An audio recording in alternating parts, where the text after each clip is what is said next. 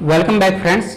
आज हम जो डिस्कस करने जा रहे हैं वो हिस्टोपैथोलॉजी के क्वेश्चन देखेंगे। हम 1 से 15 तक के क्वेश्चन हिस्टोपैथोलॉजी से रिलेटेड देखेंगे।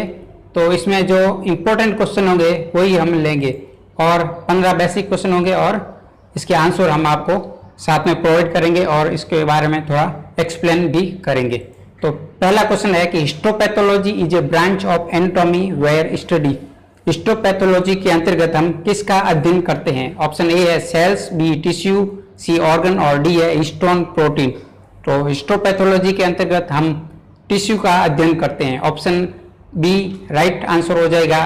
और साइटोलॉजी होती है उसमें अपन सेल का अध्ययन करते हैं। नेक्स्ट क्वेश्चन है choose correct step of tissue processing. Histopathology में जो टिश्यू प्रोसेसिंग होती है उसमें हम जो प्रोसेस होती है उसमें से कौन सा प्रोसेस बिल्कुल राइट है? तो ऑप्शन ए है फिक्सेशन करते हैं पहले, फिर डिहाइड्रेशन, फिर माइक्रोटोमी यानी कि जो सेक्शन होता है उसकी कटिंग करते हैं और फिर स्टेनिंग करके देख लेते हैं। ऑप्शन बी है पहले माइक्रोटोमी करते हैं, अर्थात पहले टिश्यू को काट लेते हैं, फिर उसको फिक्स कर लेते हैं और फिर स्टेन करके उसकी माइक्रोस्कोपी हो जाती है। थर्ड ऑप्शन है सी, पहले फिक्सेशन कर लेते हैं टिश्यू का, फिर उसकी कटिंग करते हैं अर्थात माइक्रोटोमी करते हैं और उसके बाद उसको एम्बेडिंग करते हैं, पैराफिन या जो भी एम्बेडिंग सॉल्यूशन होता है उसमें एम्बेडिंग करते हैं, फिर माइक्रोस्कोपी करते हैं।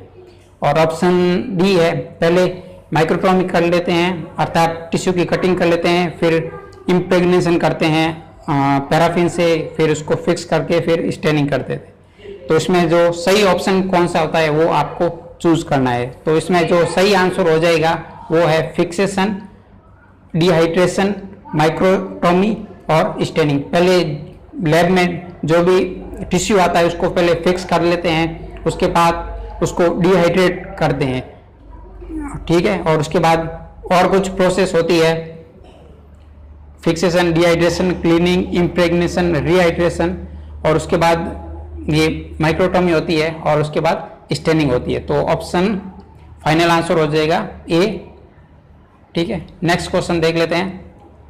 Formol saline is use as a fixative at the concentration of. जो हम हिस्टोपैथोलॉजी में फॉर्मन सेलाइन यूज में लेते हैं वो उसका कंसंट्रेशन क्या होता है? ऑप्शन ए है 10%, बी 20%, सी है 50%, ऑप्शन डी है 100%। तो इसका आंसर हो जाएगा 10% हम फॉर्मन सेलाइन यूज में लेते हैं हिस्टोपैथोलॉजी में। नेक्स्ट क्वेश्चन है कि reagent that used for tissue dehydration. तो हम जब टिश्यू प्रोसेसिंग होती है उसमें हम एक प्रोसेस होती है डिहाइड्रेशन, तो उसमें हम डिहाइड्रेशन के रूप में कौन सा रिएजेंट यूज में लेते हैं? तो डिहाइड्रेशन के लिए हमें जो रिएजेंट यूज में लेते हैं वो है एल्कोहल और वो हम लेते हैं एसेंडिंग एल्कोहल लेते हैं, अर्थात पहले 70% एल्कोहल, 80%, 90% ऐसे एसेंडिंग स्टेट में लेते हैं। तो आंसर हो जाएगा ए एल्कोहल। नेक्स्ट क्वेश्चन है कि horning is a process of.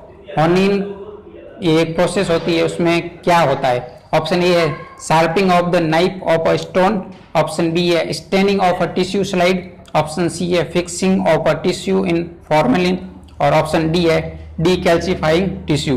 तो हॉर्निंग एक प्रोसेस होती है जिसमें अपन जो माइक्रोटोम का नाइफ होता है, चाकू होता है, उसको शार्प करते हैं एक स्टोन पे। तो ऑप्शन ए राइट आंसर हो जाएगा। हॉर्निंग बोलते हैं स्टोन पे जब नाइफ को शार्प किया जाता है उसको हॉर्निंग बोलते हैं। नेक्स्ट क्वेश्चन है कि मॉर्डेंट यूज इन एचएनई स्टेनिंग। जो हिस्टोपैथोलॉजी में एचएनई स्टेनिंग होती है उसमें जो मॉर्डेंट यूज में लेते हैं वो इनमें से कौन सा आता है? ऑप्शन ए है एलम, बी है एल्कोहल, ऑप्शन सी है आयोडीन और ऑप्शन डी है जाइलिन। तो इसका आंसर हो जाएगा ऑप्शन ए एलम। यद्यपि जो ये स्टेनिंग होती है इसमें ये एलम पहले से ही मिला हुआ होता है, जैसे अपन उसमें ग्राम स्टेनिंग करते हैं उसमें अलग से मॉर्डेंट यूज में लेते हैं, तो इसमें यहाँ अलग से लेने की आवश्यकता नहीं होती है। जो भी एचएनई जो स्टेन बनाते हैं उस समय ये ऐड कर दिया जाता है मॉर्डेंट। तो पोटेशियम एलम मॉर्डेंट के रूप में यूज में होता है। नेक्स्ट क्वेश्चन है कि HNA staining are the principal stain used for demonstration of nucleus and the cytoplasm। With this staining technique cell nuclei turn. जो H&E स्टेनिंग होती है वो एक प्रिंसिपल स्टेन होता है न्यूक्लियस को और साइटोप्लाज्म को स्टेन करने के लिए हिस्टोपैथोलॉजी में। तो जो इस टेक्निक में जो न्यूक्लियस होता है वो किस प्रकार का स्टेन होता है स्टेन करने के बाद, तो ऑप्शन ए है ब्लू कलर, सी है बी है पिंक कलर, सी है डार्क ब्लैक और ऑप्शन डी है रेड कलर। तो H&E स्टेनिंग जो स्लाइड देख रहे हैं तो इसमें जो सेल्स का न्यूक्लियस होता है वो ब्लू कलर का होता है और जो साइटोप्लाज्म होता है वो पिंक कलर का दिखाई देता है। नेक्स्ट क्वेश्चन है 218 नंबर का, stain used in histopathology for tissue staining. जो टिश्यू स्टेन होते हैं उसमें कौन सी स्टेन यूज में लेते हैं, तो अभी हमने देखा था H&E स्टेनिंग, H&E को बोलते हैं हीमोटॉक्सिलिन और यूसिन। तो ऑप्शन ए राइट आंसर हो जाएगा, option B methyl blue and eosin, option C methyl blue and safranin and option D है जेंसन वॉलेट एंड सैफ्रानिन। ये गलत आंसर हो जाएगा। Final answer A haematoxylin and eosin, इसी का शॉर्ट फॉर्म है H&E।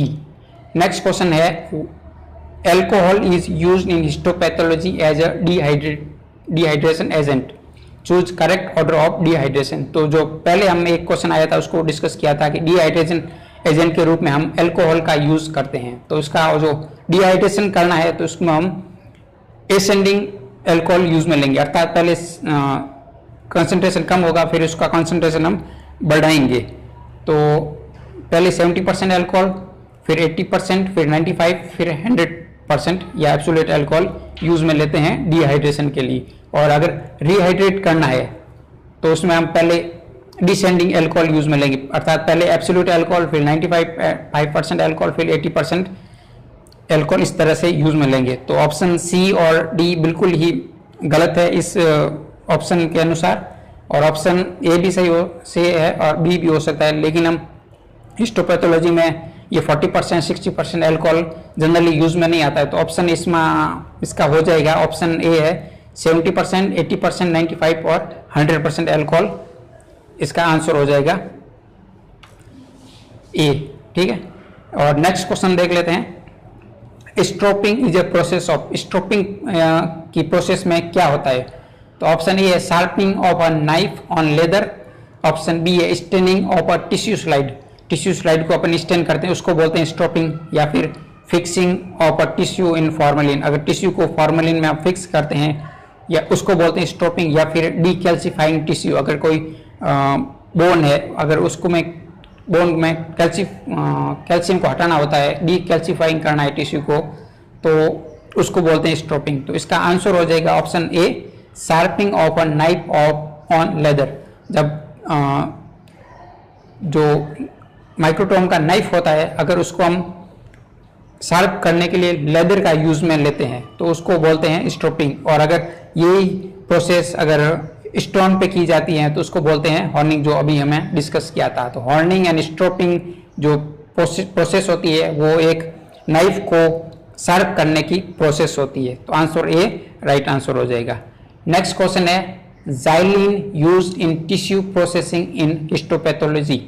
जो हिस्टोपैथोलॉजी की प्रोसेस होती है तो उसमें हम एक एजेंट यूज में लेते हैं जाइलिन। तो जाइलिन का क्या काम होता है इस प्रोसेसिंग में, तो जाइलिन का ऑप्शन ए है क्लियरिंग एजेंट होता है, बी एक डीकैल्सिफाइंग एजेंट होता है अर्थात कैल्शियम को रिमूव करता है, और ऑप्शन सी है डिहाइड्रेशन एजेंट अर्थात वाटर को इसको रिमूव करता है, ऑप्शन है रिहाइड्रेट एजेंट अर्थात वाटर को ऐड करता है। तो इसका आंसर हो जाएगा क्लियरिंग एजेंट होता है जाइलिन। जाइलिन को हम क्लियरिंग एजेंट के रूप में यूज में लेते हैं हिस्टोपैथोलॉजी में। और नेक्स्ट क्वेश्चन है which of the following microtome are use to prepare very thin section up to 1 micrometre thickness. 1 micrometre की थिकनेस का जो माइक्रोटोम में हम लेते हैं सेक्शन कटिंग के लिए, तो कौन सा माइक्रोटोम हमें यूज में लेना होगा, तो ऑप्शन ए है अल्ट्रा माइक्रोटोम, बी है स्लाइडिंग माइक्रोटोम, सी है रोटरी माइक्रोटोम और ऑप्शन डी है रॉकिंग माइक्रोटोम। तो इसका आंसर हो जाएगा ऑप्शन ए अल्ट्रा माइक्रोटोम को हम बहुत ही थिन सेक्शन को कट करने के लिए इसमें यूज में लेते हैं। ठीक है, नेक्स्ट क्वेश्चन होगा heat sensitise tissue is embedded by, heat sensitise tissue होता है तो किसके द्वारा एम्बेडाइज होता है? ऑप्शन ए है कोलाइडिन एम्बेडिंग, ऑप्शन बी है पैराफिन, सी है जिलेटिन एम्बेडिंग एंड डी है कार्बोवैक्स। तो इसका आंसर हो जाएगा ऑप्शन ए कोलाइडिन एम्बेडिंग। और नेक्स्ट क्वेश्चन है 224 to avoid autolysis and putrefaction of tissue which process is necessary. Tissue अपने आप गलने लगता है जब लेते हैं तो उसके बाद उसमें सड़न शुरू हो जाती है। तो इस प्रोसेस में अगर इसको बचाना है टिश्यू को सड़ने से गलने से, तो इनमें से कौन सी जो 4 ऑप्शन दे रखे हैं कौन सी प्रोसेस आवश्यक होती है? ऑप्शन ए है फिक्सेशन, बी है एम्बेडिंग, ऑप्शन सी है जिलेटिंग एम्बेडिंग और ऑप्शन ए है कार्बोवैक्स। तो अगर टिश्यू को सड़ने से गलने से बचाना है तो सबसे पहले यही काम होता है कि उसको फिक्स कर लिया जाए। तो फिक्सिंग के लिए अपन अलग से कई सारे फिक्सेटिव अपन यूज में लेते हैं, जैसे फॉर्मल सॉल्यूशन है या जेंकर फ्लूइड है, फॉर्मल अल्कोहल फिक्सेटिव है या कॉर्निश फ्लूइड है, ये सारे फिक्सेटिव होते हैं। तो सबसे पहले हम इसको फिक्सेटिव में डाल देते हैं ताकि टिश्यू फिक्स हो जाए और उसमें कोई भी बाद में चेंजेस नहीं हो। और जो लास्ट क्वेश्चन देख लेते हैं, 15वां क्वेश्चन है इस वीडियो का, तो वो है Heidenhain's Susa is a excellent fixative for routine biopsy work. Heidenhain's Susa एक एक्सीलेंट फिक्सेटिव है बायोप्सी वर्क के लिए।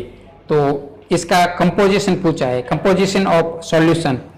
इसका में निम्नलिखित में से कौन कौन सा इस फिक्सेटिव में सॉल्यूशन होता है, एक को छोड़ के, अर्थात इसमें जो ऑप्शन दे रखे हैं 3 फिक्सेटिव 3 जो सॉल्यूशन है इसमें प्रेजेंट होते हैं और एक नहीं होता है, तो वो कौन सा नहीं होता है? ऑप्शन ए है मर्क्यूरी क्लोराइड, बी है सोडियम क्लोराइड, सी है trichloroacetic acid and option D है फॉर्मेलिन। तो इसका जो आंसर हो जाएगा ऑप्शन डी फॉर्मेलिन। ये इसमें नहीं होता है। मर्क्यूरी क्लोराइड होता है, सोडियम क्लोराइड होता है और ट्राइक्लोरोएसिटिक एसिड होता है और एक एसिटिक एसिड भी यूज में होता है इस सॉल्यूशन में। तो आई होप आपको वीडियो पसंद आया होगा। तो वीडियो पसंद आया हो तो लाइक बटन दबा दीजिएगा और अगर पसंद भी ना आया हो तो अनलाइक करके भी हमें बता दीजिएगा और उसमें कारण जरूर बताइएगा कमेंट में कि क्यों पसंद नहीं आया है।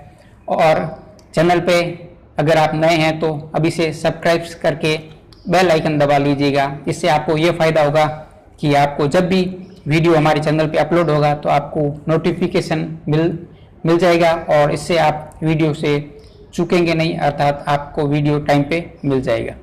तो एक बार फिर से आपको बहुत बहुत धन्यवाद। Thank you for watching.